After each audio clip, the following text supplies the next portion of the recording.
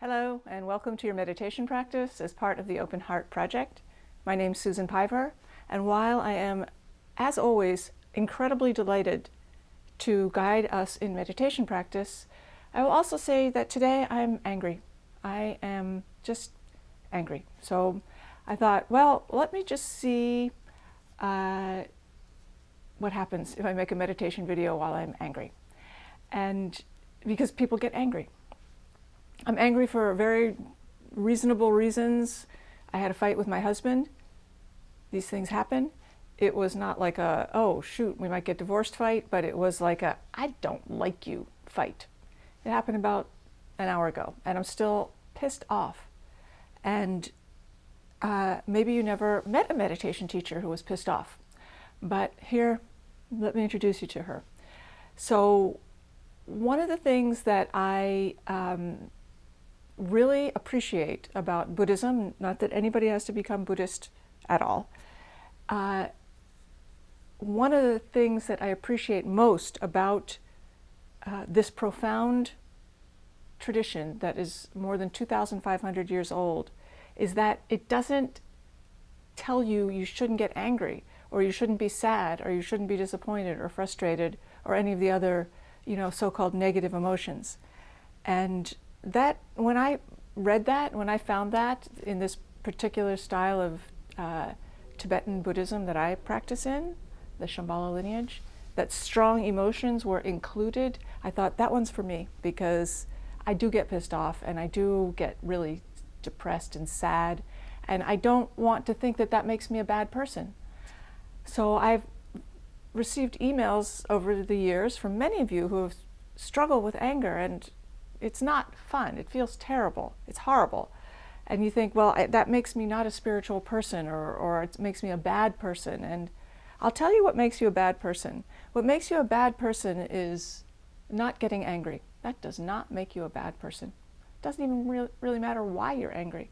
What makes you a bad person is getting angry and picking up a hammer and hitting someone else because you're angry. That's a metaphor, obviously, for acting in an unkind, aggressive way because you have not figured out how to meet your own anger. That's a problem. That we just have to look at one day's headlines to see what an enormous problem that is. So anger, not a problem. Acting out your anger, huge problem. One thing that makes me particularly angry, and so now that I'm angry, I'm like, okay, well, let's see, what else can I be angry about? And I'll tell you what that could be useful to us, because I could list many things. I'm really angry at spiritual teachers who tell you that you can create a situation for yourself where you never have to get angry or be upset. And that if you are angry or upset, that is some kind of, you can sort of just bliss that away by, oming yourself into some other stratosphere. That is bullshit. I will just say that to you straight out. I often come across books. I write self-help books, so I think it's a really amazing genre, full of charlatans and geniuses. Hopefully, I myself am somewhere in the middle. Once, a long time ago, I was in a car. I was in a car with a very famous spiritual teacher. If I said his name, you would know exactly, everybody would know who he is.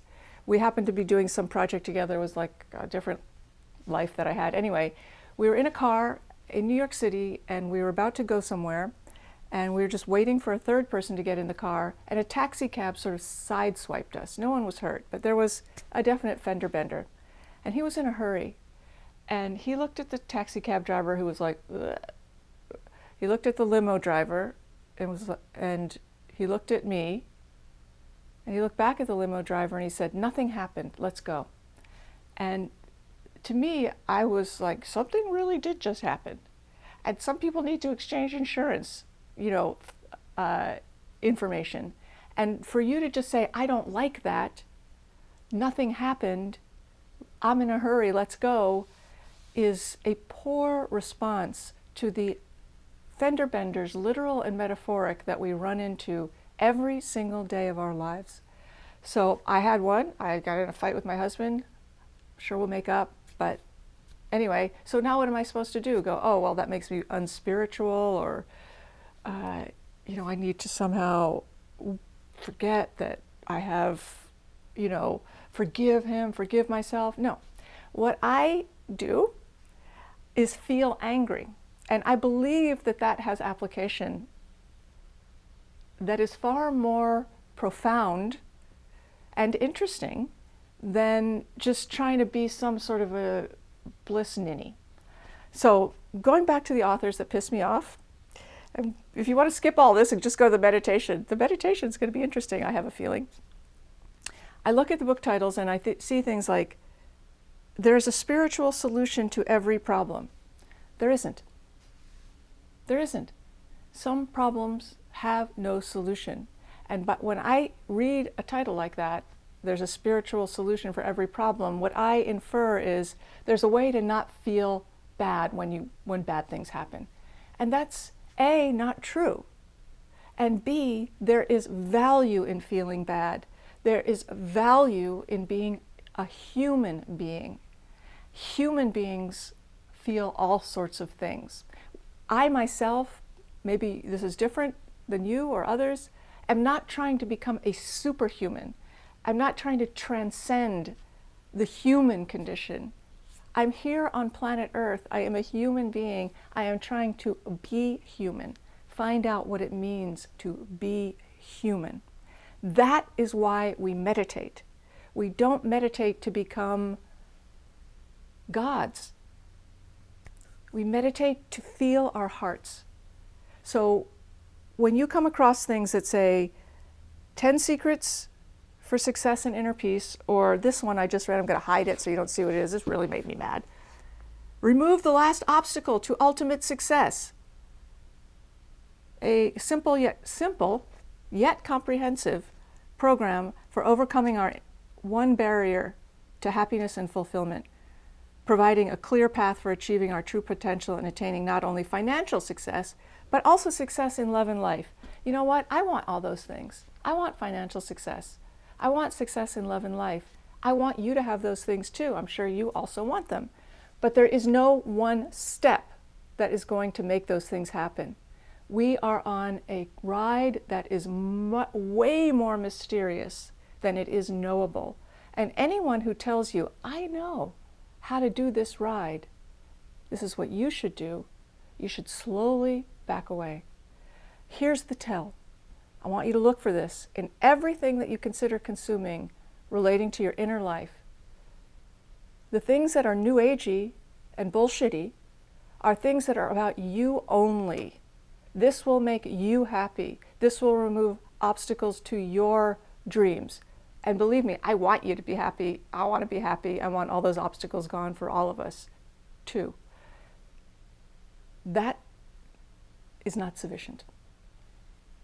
When an author or a school of thought says, here's how you can remove obstacles to happiness, here's how you can find success, so that you can be of benefit to others, now we have something really worthy. That is the difference between New Agey nonsense and spiritual wisdom that can bring actual lasting happiness and peace, not just to me, not just to you, but to our world. So I'll just reiterate, we'll go to our practice.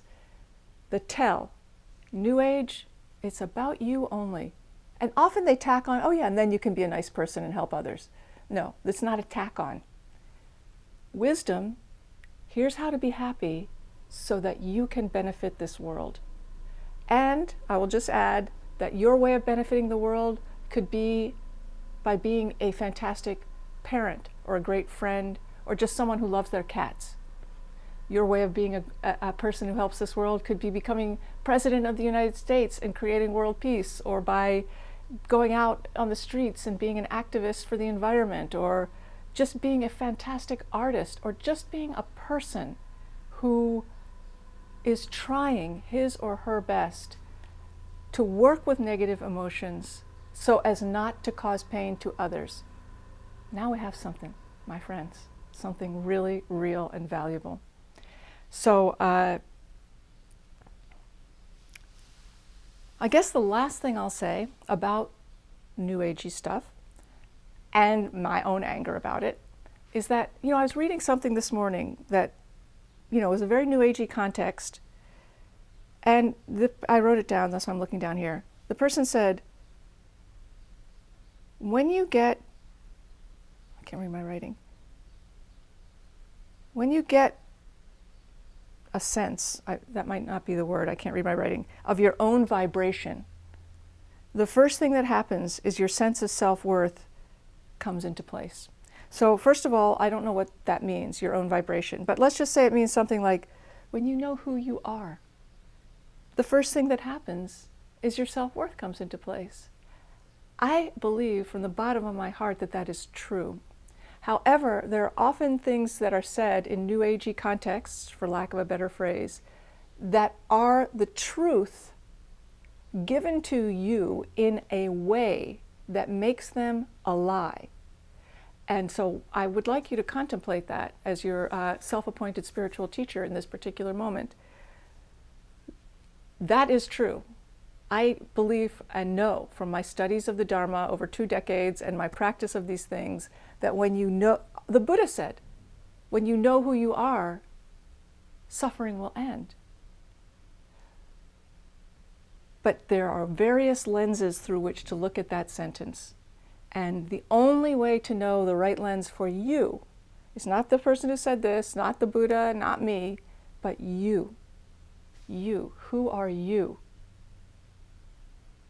I can't tell you. Crazy New Age authors can't tell you. Buddha can't tell you. Your meditation practice can tell you. At the same time, we're just going to be sitting here, focusing on our breath and allowing ourselves to be who we are. And this is the path to self-discovery. So, okay, that's my rant. And we're going to practice now. And I just want to assure you that you can practice when you're angry. And I'm going to demonstrate that.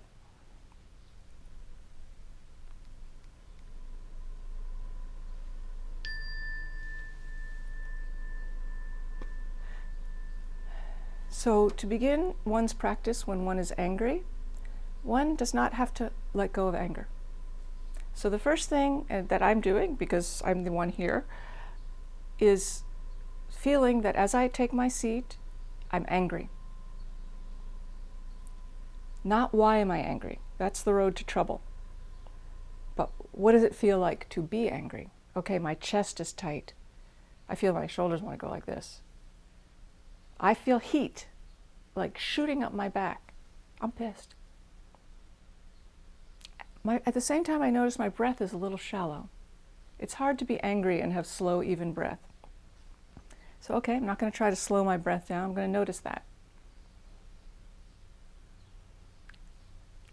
When I notice that, what I feel underneath that tightness and heat is a kind of shakiness. Sorry, I don't know if you can hear the construction noise, but there's nothing I can do about it. But it is kind of what I feel like on the inside, just vibrating and not very pleasant. Okay, I got that. My hands are palms down. My back is straight.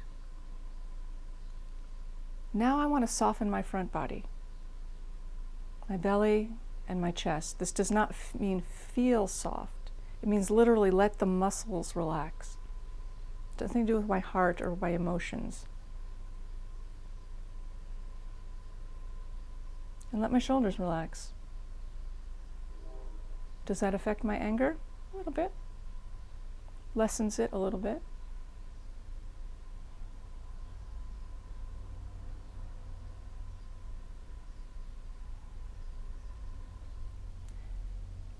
Focus on your breath.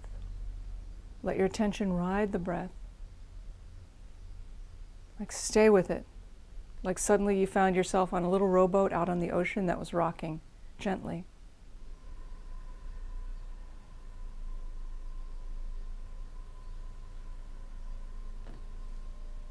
The eyes are open. because this is a practice of wakefulness. The gaze is cast slightly down, and anger is actually extremely useful in a quest for wakefulness, because anger is wakeful. You can't be angry and fall asleep. There's a kind of sharp edge.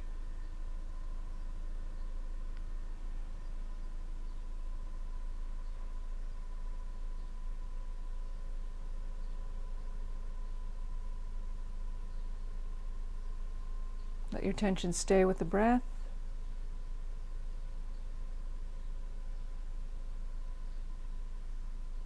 And if your mind distracts you, just let go and come back. Your mind will continue to think things. That's fabulous. Let it do that, but let it be background noise. Background noise. What's in the foreground is breath. And no matter what anger or irritation is also present, the breath is still happening. And you can stay with it without interfering or worrying about these other things. So we'll practice together.